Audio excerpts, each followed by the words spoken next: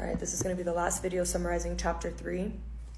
As we established in the other video, in the 1700s, slave patrols were established where poor white men were given monetary rewards for bringing back runaway slaves.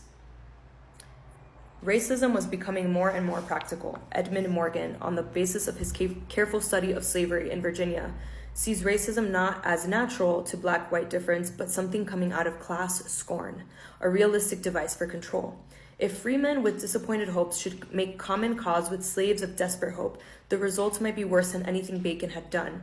The answer to the problem, obvious if unspoken and only gradually recognized, was racism, to separate dangerous free whites from dangerous black slaves by a screen of racial contempt.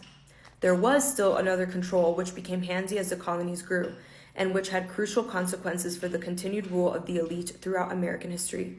Along with the very rich and the very poor, there developed a white middle class of small planters, independent farmers, city artisans, who, given small rewards for joining forces with merchants and planters, would be a solid buffer against black slaves, frontier Indians, and very poor whites.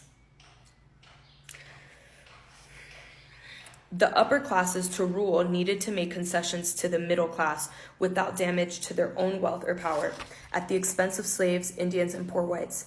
This bought loyalty, and to bind that loyalty with something more powerful even than material advantage, the ruling group found in the 1760s and 1770s a wonderfully useful device. That device was the language of liberty and equality, which could unite just enough whites to fight a revolution against England without ending slavery or inequality. These patriots and these people who are, all about liberty and all that shit, these are the people that felt susceptible to the useful device of language. That's all we have for today. Let's marinate with this. I'm gonna start reading chapter 4, and chapter 4 is titled Tyranny is Tyranny.